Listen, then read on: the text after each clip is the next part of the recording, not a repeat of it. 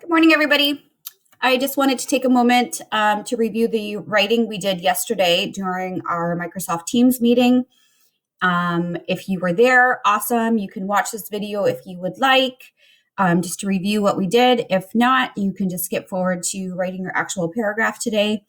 For those of you who weren't able to come to the Microsoft Teams meeting, I want to just review what we talked about. So we started with me showing this picture. And we talked about why I might be showing you a picture of a trampoline versus a pool. So that's going to lead into our writing. But I wanted to review with you more specifically the Hamburger paragraph writing model. So we did this in class. Sorry, I'm just trying to get my Zoom here. We did this in class before we left at March break, and we've been reviewing it all year. And we use the Hamburger writing model for writing paragraphs. So we know if we're going to eat a hamburger, we need to have all the parts of it. Otherwise, it'll be a big sloppy mess. So we can think about our paragraph writing that way too. So we have the top bun of our hamburger, which is 1 to 2 sentences where we tell our reader what they are going to read about. We introduce our topic. Then in the middle, we have all the juicy supporting details, the stuff that we love to dress our hamburgers with. So ketchup, mustard, lettuce, onions, pickles, whatever you love. So we include text evidence, we add details, we might put our reasons, and we include transition phrases, which I'm going to talk about later on. And finally, in the end, if we didn't have this guy at the end, it would be a very sloppy hamburger to eat. Our hands would be getting all greasy. We need to summarize what we've said, and we need to include a conclusion or a closing sentence that tells our reader, kind of summarizes what we've said. So let's get into the reason why I said, or I showed a picture of a trampoline or a pool. So I want you to think for a minute, if you were to decide, maybe you have one of these at your house already, and we don't. And this is a problem. So which one would you like to have in your backyard? Would you like to have a trampoline or a pool? So my kids and I are debating about what we should get for our backyard. They want a trampoline and I want a pool. I'm going to write them a letter to convince them that we should get a pool. I think we should get a pool. So I'm going to use my Hamburger paragraph graphic organizer to help me brainstorm my ideas. So first I need to start with my topic sentence. And when I'm brainstorming my ideas, this is not my draft. This is not my final copy. This is my draft. These are just my ideas. So my topic sentence is, I want a pool. I think a pool is better for our family than a trampoline. My first reason that I want to explain to them, I want to try to convince them, is that the whole family can use the pool at the same time.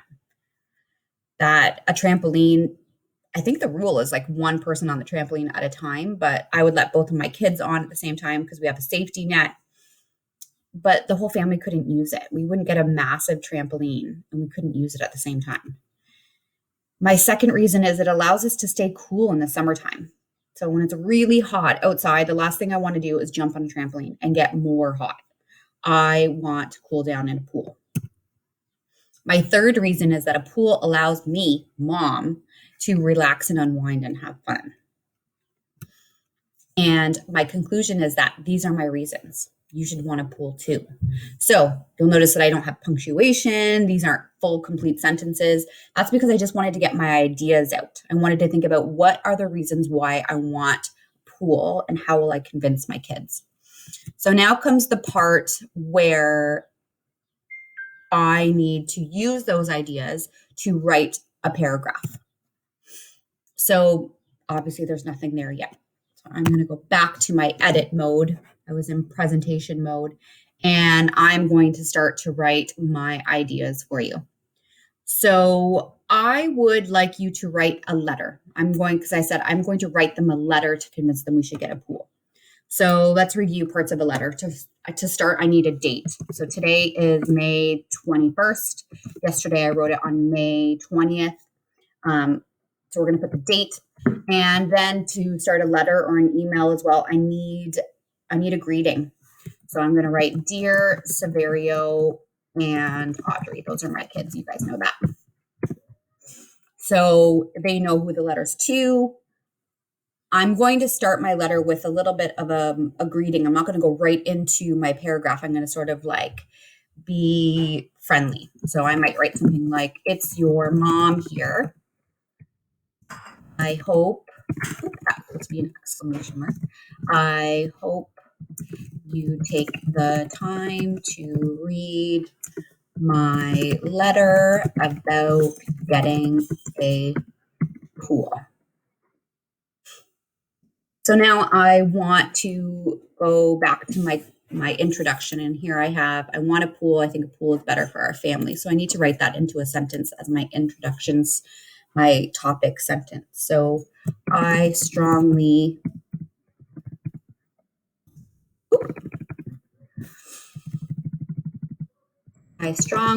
believe that our family would enjoy a pool much more than a trampoline. So my topic sentence has included what I believe, what I think, versus what they think. And my reader, my kids, know that what my opinion is. It's very obvious. So I wasn't like, well, I'm not sure whether we should get a pool. I don't know. What do you think? I stated that I strongly believed something. So now I'm going to get into my reasons. And I want to signal to my kids, to my reader, that this is my first reason. So there are a couple different phrases that I could use, but I'm going to use the phrase first of all. And I'm going to follow that by a comma because I want them to pause. First of all. So if I go back to my brainstorming, I can see that our whole family can use the pool at the same time. That was my first reason. And I'd like to start off with that one. So first of all, our family can use the pool at the same time.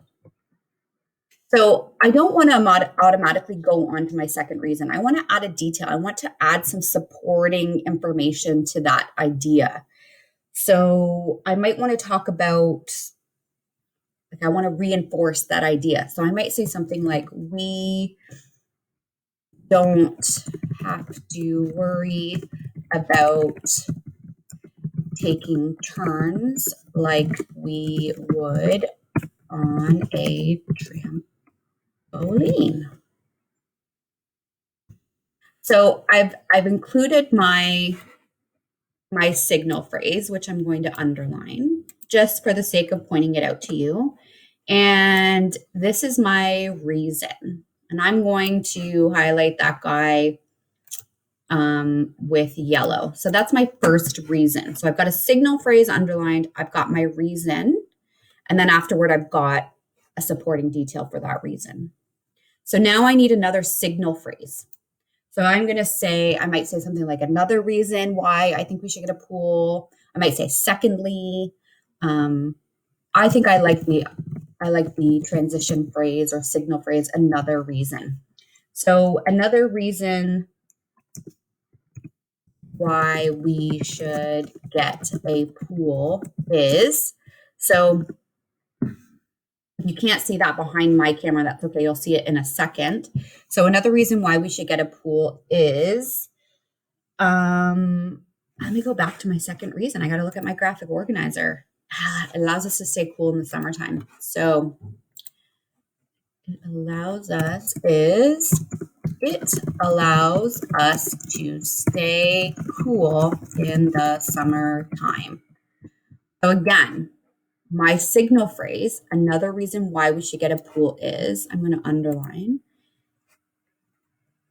I'm going to highlight my actual reason in yellow again. And then I'm going to start typing a detail for that. So if I'm thinking about it, if we get a trampoline, we would only get more hot and sweaty. pool will help cool us down. All right. So now I've got my second reason and I've written a supporting detail for it.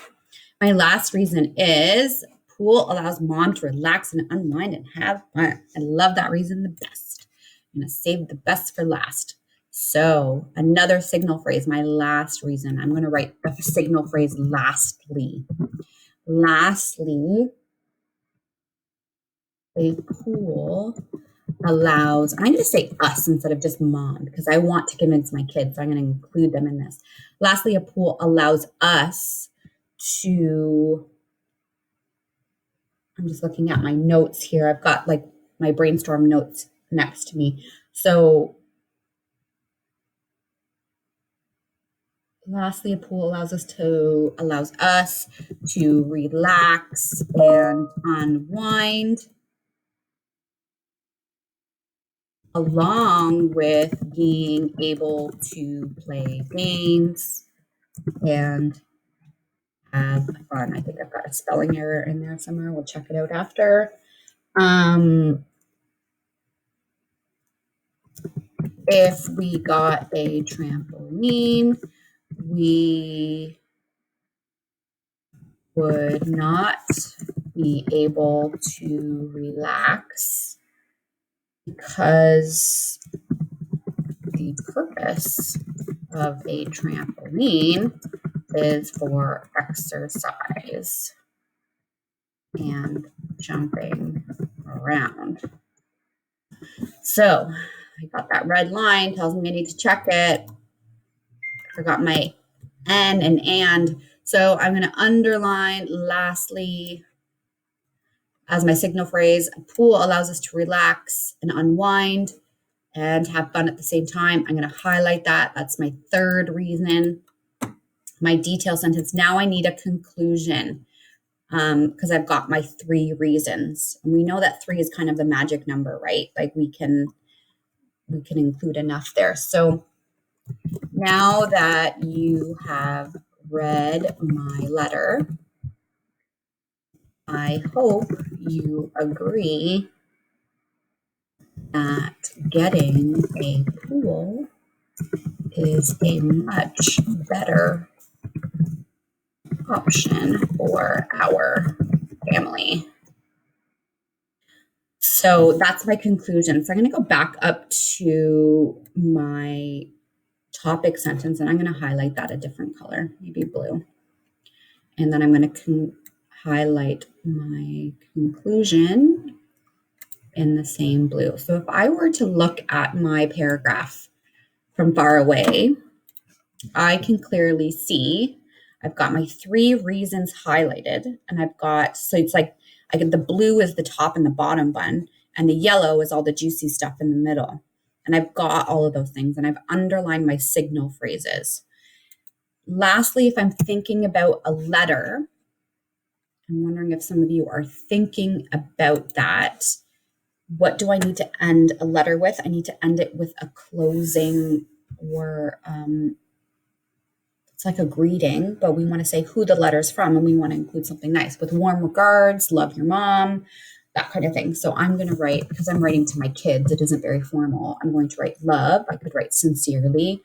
I could say from your mom. I'm going to give them a kiss hug because they're my kids. So that is my letter. So now it's your turn. So when we go back to school in September, Mrs. Sirianni, me, is debating getting a class pet, and I really am. And I want to know what pet I should get. Like, do I get a fish? Do I get a hamster? Do I get a gerbil? Do I get like turtles? I don't know. What do you guys think would make a good class pet? And I want you to use the hamburger model just like I did to brainstorm your ideas and then write your paragraph. So you are going to use this. I've inserted text boxes here. You can always brainstorm this on paper. I have sized this paper for parents big enough so that you could run it through your printer. You can always attach an image and email it to me. So you're going to do your brainstorming here. And then on this sheet of paper, you are going to write me your paragraph. You can highlight, you're writing me a letter to help me decide what pet I should get for our classroom. And so think about all the parts of the letter that I went over and think about all the parts of a paragraph before you write. So yesterday during our lesson, we had some students brainstorm that I should get a snake. No, but I said, you can write me a letter and you can try to convince me. I had some students say that we should get a turtle or a fish, that these would make great pets, but they have to convince me otherwise. So this is your writing assignment for Thursday, May 21st. So I look forward to reading your ideas about what pet I should get for my classroom. Okay, everybody, hope this helps. Send me a private comment if you're confused, okay?